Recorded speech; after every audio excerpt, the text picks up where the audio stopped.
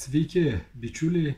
Tai noriu pasidalinti su jumis apie pagrindinius akcentus 2024 metam, ko mums tikėtis ir kokie mėnesiai bus palankus, o kokie mėnesiai bus pavojingi. Tai tikiuosi padės jums geriau susiplanuoti irgi jūsų laiką. Keletą akcentų apie praėjusius metus, apie 23-uosius. Praeitais metais mes minėjom, kad nuo sausio iki birželio bus laikas neramesnis, kadangi, aišku, ir visa karinė situacija susijusi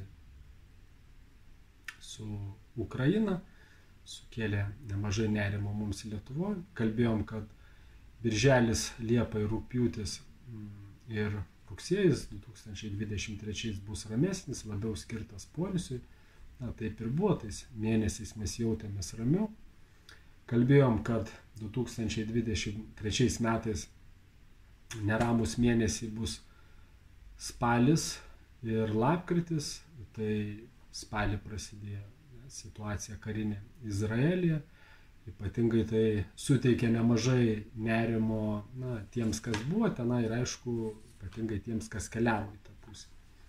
Ir kalbėjom, kad gruodis jau bus šiek tiek ramesnis. Ir kalbėjom, kaip vienas iš pagrindinių akcentų pastaraisiais metais apie karą Lietuvoje, kad jo būti neturėtų. Taip viskas, ir ačiū Dievui, ir vyko. Ir kalbam ir toliau, kad 24-ais tokio Lietuvoje karo, kaip kad skraido bombos, sprogsta gyvenamieji namai ir panašiai. Tai 24 metais neturėtų būti, tai tikėkime irgi, kad taip bus. Aišku, mes jau pripratom prie įvairių neramumų, todėl ir 24-ais irgi jų neišvengsim. Tokie neramesni mėnesiai, galbūt neramesnis laikas, kaip Lietuvoje gali būti nuo sausio 9 iki vasario 10 dienos, gali būti sprendžiami tuo metu kažkokie tai kariniai klausimai, kurie gali mums sukelti nerimo. Ir nuo kovo 3 iki gegužės 16 irgi tuo metu gali būti sprendžiami klausimai susiję su finansais, kažkokie strateginiai klausimai, kurie gali irgi, kaip mums, kaip daugumai sukelti nerimą. Tai nuo daugiau apžvelgsiu mėnesius, kurie pavojingesni, kurie palankesni. Tai 2024 sausis turėtų būti vienas iš tokių ramiausių metų mėnesių, išskyrus ten 26-28 sausio. Toliau tuo metu planetos, sakykime, nesudarys kažkokių ten nepalankių padėčių, todėl sausį mes galim pailsėti, atsipūsti. Vasarį bus nepalanki padėtis tarp Saturno ir Saulės, todėl sulauksim kažkokių tai irgi galbūt nemalonių reiškinių. Tai nebus ilgas laikas, bet tą mes irgi jausim. Kovo mėnesį Merkurijos planeta bus nepalankioj padėty beveik visą kovą, ir kovo pabaigoje turėsim Mėnulio užtemimą.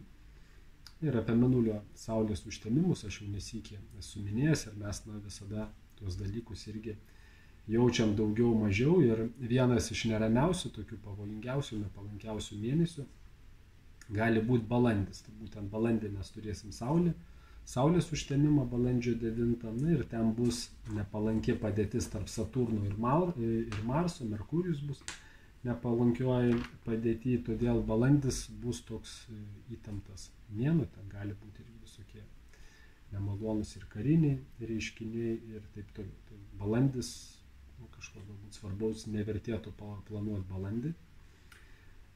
Gegužė bus ramesnė, ten bus gegužės pabaigoje irgi nepalanki padėtis tarp Jupiterio ir Veneros. Tokie kaip gali būti visokie dalykai susiję. Ideologiniai, filosofiniai, finansų srity gali būti, bet jisai turėtų būti gegužė ramiau nei balandį. Birželis, liepa, rugpjūtis galim planuoti tais mėnesiais atostogos. Birželį ten irgi bus keletą tokių nepalankių astrologinių reiškinių. Saturnas pradės judėti atgalinė kryptim, bet bendrai laikas kaip ir turėtų būti bendrai neblogas. Rugpjūtis irgi pakankamai ramus, Liepa panašiai bus kaip sausį, toks ramesnis laikas, gali būti vienas iš ramiausių irgi metų mėnesių, nu, panašiai kaip sausis, Liepa. Rugsėjai mes jau turėsim rugsėjo 18 mėnulio užtemimą, ten bus irgi nepalankus reiškinys, nepalankiose padėtyse atsidurs 3 planetos, todėl tai sukels mums irgi tiek daugiau nerimo. Spalį mes turėsim Saulės užtemimą, Jupiteris ten pradės judėti atgalinė kryptim ir nuo spalio 20 iki metų pabaigos Marsas, kuris susijęs su konfliktais, ginčais, karais, nelaimingais visokiais atsitikimais, jisai atsidurs nepalankioj padėty nuo spalio 20, todėl visokios nelaimės, negatyvūs įvykiai, tai reiškia, gali pradėti reikštis. Todėl spalis, lapkritis, gruodis gali būti mėnesiai tokie irgi neramus, bet žinoma, kaip visada, aš apie kiekvieną mėnesį pranešu, ko tikėtis, ko planuoti, bet bendrai, jeigu tai planuoti metų įvykius, tai į ką vertėtų atkreipti dėmesį, tai tikiuosi, kad jums tai naudinga. Kaip sako, Lietuva optimistų šalis, mes visi pesimistai jau išvyko, tai linkiu visiems jums irgi neprarasti optimizmo, rasti vidinę ramybę, rasti aukščiausią gyvenimo tikslą. Dėkoju, kad klausėt, būkit laimingi ir sakau iki pasimatymo kituose video ir gražiai, ramiai sutikit naujuosius metus.